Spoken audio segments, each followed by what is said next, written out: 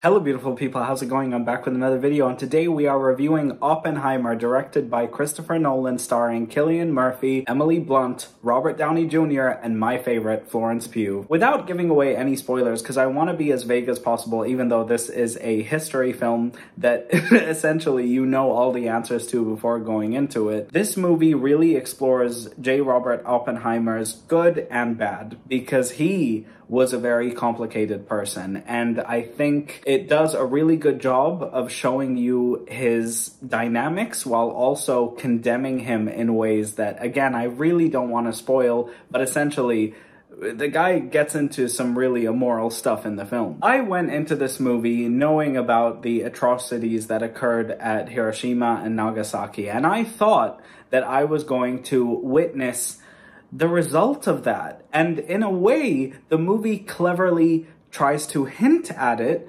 using a lot of visual metaphors, a lot of visual cues, giving you the inside of J. Robert Oppenheimer's brain after everything went down. Again, I don't want to give away a lot of spoilers.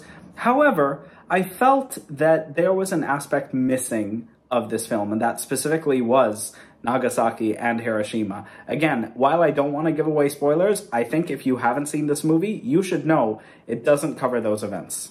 It just briefly just tells you that, hey, this happened, and now we're going to move on. Because while this movie does revolve around the creation of the atomic bomb, it is not actually about that. It's more about J. Robert Oppenheimer as a human being, why he made the decisions he did, his flaws, and his positive characteristics. Now, unfortunately, because of his flaws, I viewed this man while watching this movie as a total menace to society. He was, and I'm sorry for saying it, a total jerk. And while that did detract from my enjoyment of the movie, I will say Cillian Murphy is the reason this movie is as good as it is. Usually I really praise Christopher Nolan for his writing style, but for me personally, with this movie, all of the jumping back and forth in time did not work for me. So my favorite part was obviously Cillian Murphy's performance, which I think is totally Oscar-worthy. To match that, you have Robert Downey Jr., who plays a role that's so integral to the plot that you don't think he does, but he actually does.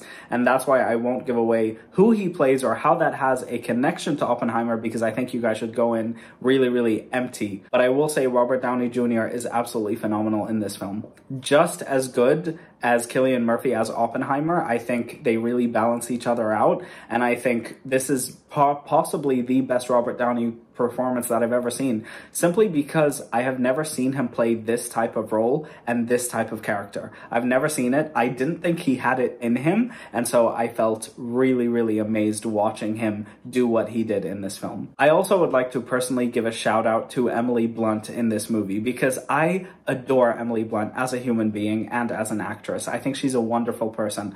To see her play this kind of character in the film, and again, I don't want to give away spoilers, it's just not what you'd expect from her. And I think everybody in this movie really gave 100%. Not to mention all of the celebrity cameos, which again, I don't want to spoil any of them. Some of them were actors and actresses that I love, and I mean really love. So seeing them pop up in the movie felt really wonderful for me. And of course, this even goes without saying, but the soundtrack and score by Ludwig Göransson is just phenomenal. The man never misses, and so I feel like I'm being redundant talking about it, but it would be a shame not to mention the amazing score of the film. It actually might be my favorite part of it, aside from Cillian Murphy's performance. That was something that really gripped me. And for a movie that's 3 hours long, I will say I did not feel the time at all. At all. Not once did I check my phone. But that kind of gets all of the good stuff out of the way.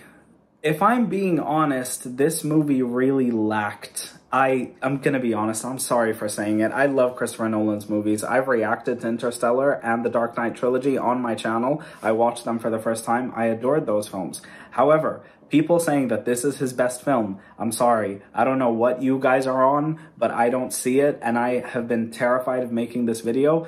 But here I am, fearless, giving you my honest opinion.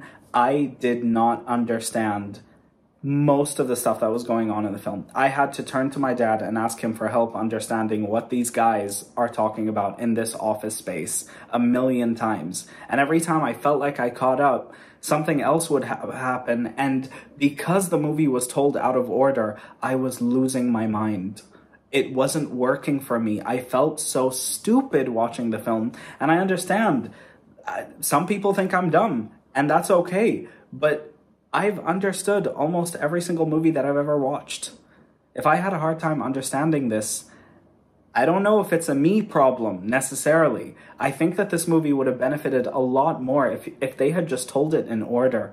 Really, and I really, really mean this. And there's also the change in color versus black and white, which took me a while to grasp. And then when I thought I understood why they were doing that, something else happened which disproved that point for me. And so again, I was just constantly feeling conflicted and confused. And then to essentially not show us the big thing that was supposed to happen in this movie because Christopher Nolan doesn't want to use CGI. I get it. I respect it. But again, all of those lives lost, and you only metaphorically touched upon it. It was definitely a creative choice, and while I respect the choice, I don't necessarily think it was the right one.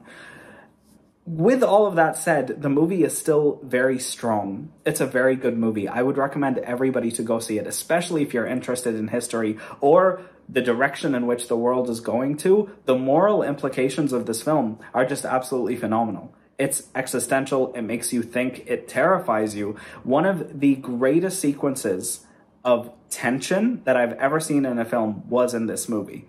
And I think that's why I'm feeling so conflicted about the film. I don't love it, and I don't hate it either. And I think it's very well done. In fact, I think it's a really, really well done movie. I just wasn't a fan of some of the choices that were made in the film. In terms of Florence Pugh, who is one of my favorite actresses of all time, I think she was wasted in this movie. I also didn't understand why she needed to be nude for most of the scenes that she was in. I kind of felt that it was distasteful, and I kind of felt disappointed in her, if I'm being honest with you guys. Again, I'm trying to just be myself on here. I did feel disappointed in her. And I just didn't understand why there was one scene that she was in, which is her most important scene in the movie.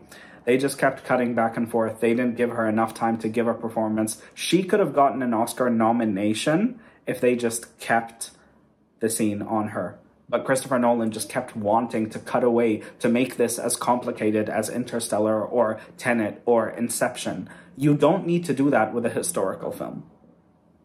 That's just my opinion. This movie, I'd give it a generous 8 out of 10 because the movie is really well made. But it's not what I expected. It's definitely not necessarily what I wanted because, again, this is about the atomic bomb. I would like to see the atomic bomb. It was a catastrophe. So many Japanese people died. And you didn't really cover that. And I understand that, you know, it dealt with Oppenheimer's psychological effects of what happened and the guilt he feels. But again, I didn't feel like they did it enough. So that also felt confusing. And I'm also, you know, conflicted because, of course, these are a bunch of morally ambiguous characters. I can't think of a single person in this film who I would consider a good person necessarily. It's a lot. It's a lot. And so, if I'm being honest, I wanted to speak to you guys, my beautiful viewers. I'm sorry for upsetting you. I know that this video is going to upset a lot of people, and I'm terrified of uploading it, but I just have to be honest with myself and my reviews, otherwise I'm going to hate what I do if I can't be honest and be myself. This movie did kind of disappoint me. I do think it's kind of overhyped. I'm beyond happy for what it's doing for cinema. I'm beyond happy that it's bringing people back to theaters, but as a film, I don't think I'd ever watch it again, and I definitely don't think it's Christopher Nolan's strongest film. Inception exists, you guys. The Dark Knight trilogy exists. The Prestige exists. Interstellar exists. The Prestige in particular, if you haven't seen it, it's one of his underrated movies. That, to me, might be his best film. So, I don't know. This movie was told out of order. Some of the dialogue was very confusing. The performances were amazing. The score was amazing. The cinematography was amazing. The visuals were amazing. Christopher Nolan is a great director, but there were choices made in this movie that I just simply just did not agree with. And that's pretty much all I had to say about that. Again, I'm really sorry if this upset you guys, but I would love to hear why you enjoyed the movie if you did. And I really mean, give me a deep dive breakdown. I promise. I'll literally reply to you. I will heart your comment. I just need someone to help me understand, because this movie, unfortunately, kind of disappointed me. It was really well paced. It was really well made, but there were choices that I just could not get behind. But yeah, thank you guys so much for watching. Again, I'm really sorry if this upsets you. I really am. Trust me, I'm terrified to do this. I'm terrified to upload this. But I love you guys so much, and I have to be honest, and I have to be myself. I love you guys, and I'll see you guys next time. Bye.